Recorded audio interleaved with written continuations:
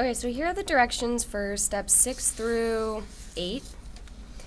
And so for identifying your materials, everyone's materials are going to be slightly different based on what independent variable and what dependent variable they picked. So what I've made for you is almost like a little table.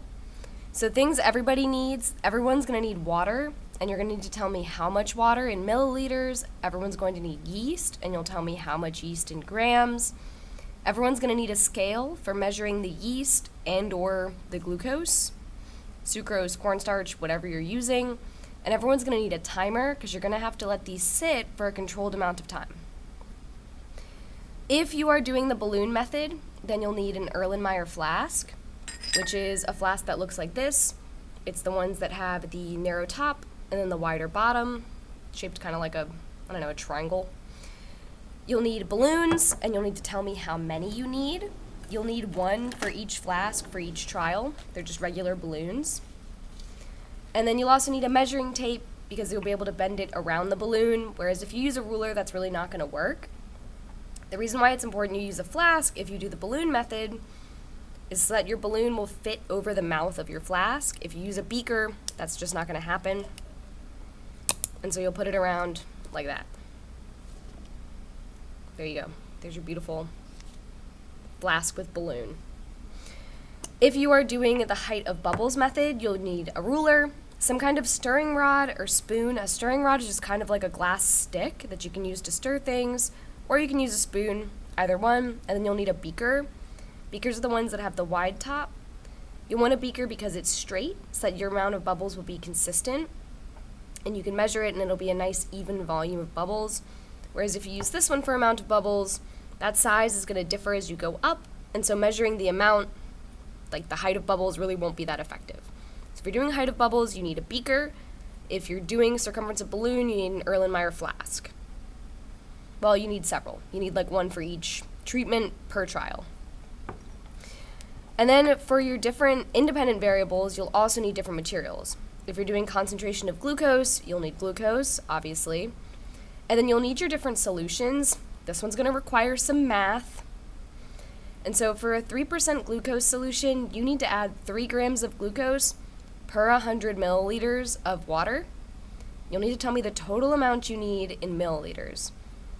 So that'll be some math for you. If you're doing and then for 6%, it's 6 grams of glucose per 100 milliliters of water, and then you'll need your total amount of solution in milliliters. If you are not math savvy, you can do your material amounts added together to give me a total. Or if you're not math savvy, you can specify the amount per container per trial. So if you don't want to do math up here, you can say that you would use 3 grams of glucose and 100 milliliters of water per container per trial in your materials list, like write that out in your materials list after it, and then you can leave this amount here. If you're doing types of sugar, you would need each of your types of sugar and then the amount in grams, and I'll show you what a certain amount of grams of yeast looks like and what sugar looks like, and your sucrose and cornstarch will be about the same quantities so that you can get a rough idea of about how much you would need. And then if you're doing temperature changes, you need your glucose, again in your amount of grams. You need a thermometer to be able to track that temperature, and then you need a hot plate to heat water.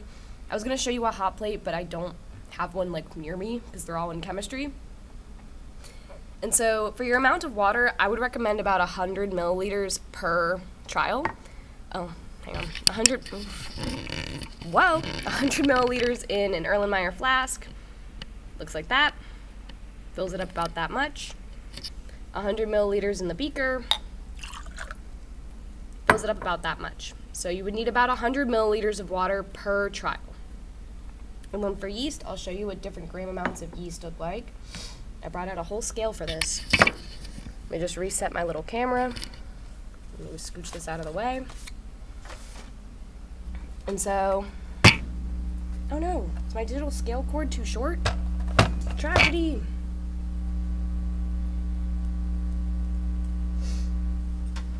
Okay, there we go. And so here's your digital scale. It reports numbers in grams. Let me get the little thing on there and then zero it out. Whoa, okay. And so for yeast, I would say, I'm gonna guess like 10 grams is probably gonna be enough, but we'll see what 10 grams of yeast looks like. No, I put away my little spoon thing. It's okay. I'll just make a mess. Careful, Jessica. Oh, you really don't need that much. So probably I'd say like between 2 and 5. That's like a little bit more than 5 grams. So you really don't need much per trial. So if you want to do like 2 to 5 grams per container per trial, that's probably more than enough. I would say arguably even 2 grams. Like, let's try, yeah, that's like 3. And 3 is probably more than enough as well. So I would say about 3 grams per treatment per trial. And then math. Or you can write per container per trial, up to you. And so then the other thing it asks you for is a diagram. You can draw your diagram on paper and take a picture of it and insert it, or if you know how to use Google Drawings or like a slideshow, like a Google Slides with like shape tools, you can do that as well. I'm a paper pencil person. I'm not very good at using the electronic tools. And so I drew out some examples for you. If you're going to do a quality diagram, key things to have is labels, and it should show the setup of at least one trial of each treatment. So I did some like generic examples for you. So if you're doing a beaker, I find that the easiest way to show a beaker is like a square or like this kind of open-y bracket thing. And then you label it beaker with however much water plus 10 grams of yeast, which I'm now realizing is way too much. You probably only need 2 or 3 grams of yeast. And then showing the 10 grams of sugar, 20 grams of sugar, or showing the temperature, you can just write the temperature on it. If you're doing an Erlenmeyer flask, if you draw like an open triangle and then 2 lines, that's I think the easiest way to draw an Erlenmeyer flask. Or if you're doing it with like a shape tool, you can do a triangle shape. That should be fine. I'll know what you mean as long as you label it. So 100 milliliters water, 10 grams of yeast, and then showing the sugar, showing the temperature, and making sure that you show the balloon on it, because that's a key part of your experiment setup. And I'll post this like material list flowchart on a slide for you so that you have it, so that you can look back at it. You don't have to pause this video, okay? But so everyone's materials are going to be different. It's okay if you don't have enough for all the bullet points. Don't just start like listing random things. That's fine. Just fill in all the ones that you need. For your procedure should include a step-by-step description of how to do it. Think about if you were looking at like a cookie recipe, or like a recipe, I guess not, it doesn't have to be cookies, but like a recipe for anything. What would the steps taken need to be? And you need to be like very, very explicit.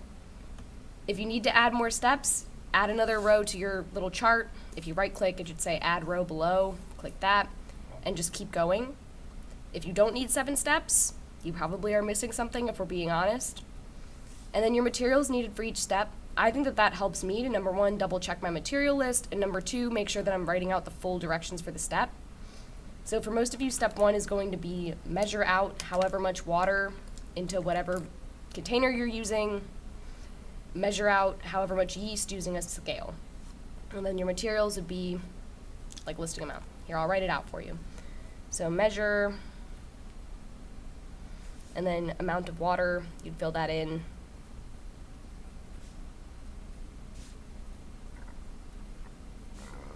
Into each, and then either beaker or flask.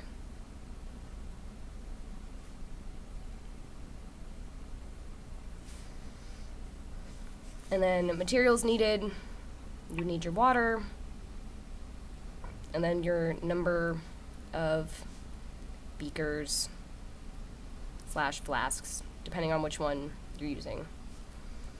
And then you would just go through each and every step. Make sure that you include key things kids usually forget when they're writing out their procedures. They usually forget to include a step that says repeat.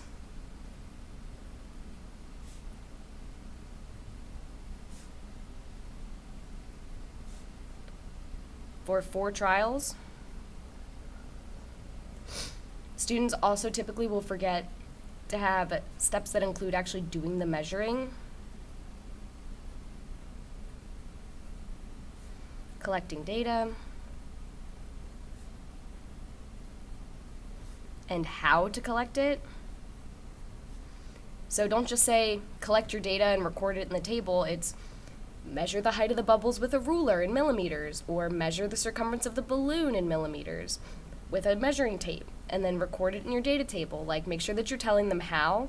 Think about if I was giving you directions and I just told you, okay, well, figure this one out. That really would not go very well. And so making sure that you're including every single step of setup as well. Include adding everything, each part to each flask or beaker.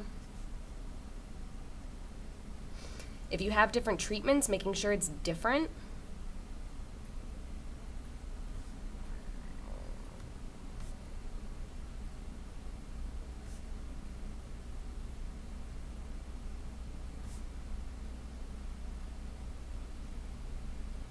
Like if you're changing the temperature for each one and you have one of them that says heat the water to 35 degrees, and then you copy and paste it, but you don't change that heat the water to a different temperature, your procedure's not going to be right. So these are the key things that kids make mistakes on that I'll be looking for when I go through and I leave you feedback.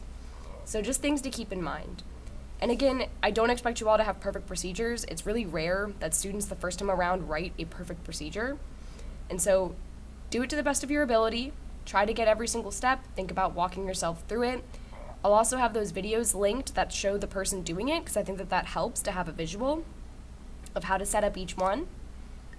Reminder that theirs are slightly different than ours. Like theirs have, I think the second one uses a specific amount of glucose, which might be different for you. You might not be doing glucose as your IV, so make sure that you're changing that if you need to.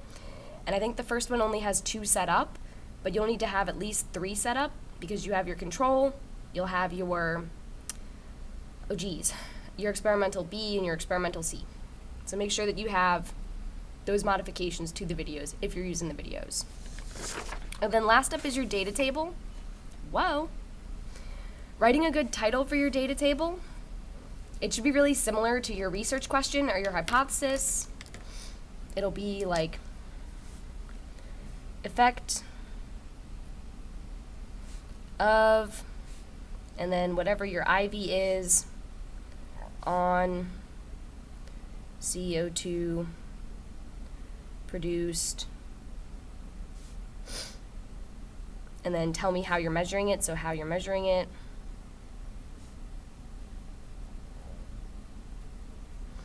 So for example, effect of increase in concentration of glucose on CO2 produced in a balloon circumference measured by millimeters. And then here,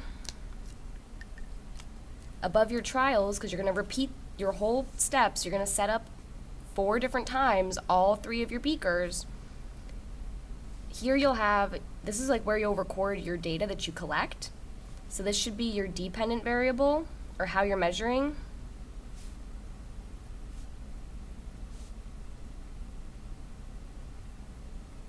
So either the balloon circumference in millimeters or the height of the bubbles in millimeters, whichever one you picked, you'll put here. This one would be your independent variable. So your concentration of glucose, your temperatures, your, what's the last one? Your type of sugar. And then here you would put your control, your experimental, whatever your first experimental version is, and then whatever your second experimental version is. And then there's a blank one down here that you can kind of cross out. There's just a bonus one. Whoops. And remember that control, your experimental 1 and your experimental 2, you've already filled in. You already have those marked out. You already know what they are. Whoa. Oh, my stupid yeast container. You just go back and you take them from here. So your control group A, whatever you put in for A would be what you put in here. So if it's 15 degrees, it's 15 degrees. If it's glucose, glucose. If it's 0% solution, it's 0% solution. Your experimental 1, your experimental 2. So you put B here, whether it's 25 degrees, 3% solution or sucrose, and you would put C here. So whether it's 35 degrees, 6% glucose solution, or cornstarch. Whatever it is. You fill these in, using what you put here. It's going to be different for all of us, which is why I just wrote it out like this. You'll leave these boxes blank. This is for when you actually have data. This is where you'll fill in your data. So you leave these ones blank. Up here, if you remember from photosynthesis, that is where we had our averages. And so that's also what you'll put here. So this is your average. And then whatever your DV was. So your average, and then repeat this here. And then you would leave these blank, because again, you don't have data yet. So your average, and then however you're measuring it. So average height of bubbles in millimeters, or average circumference of balloon in millimeters. And I'll put in the slides a picture of the one from photosynthesis. That way you have another one to use as a reference, and you would fill in your trials here. Or you would just leave your trials blank, because you would fill these in when you do your data. And again, reminder, please, please, please, submit whatever your draft is by Wednesday in order to receive feedback. I'm going to put this video on Canvas, put the table on Canvas, I'll put a PDF of everything I did here on Canvas, and then also email me if you have anything. My email is linked at the bottom of the document on every single page. I won't be in the building, but I'll be on my computer, so please email me if you have any questions. And I'll leave you feedback over the break. Best wishes. Good luck.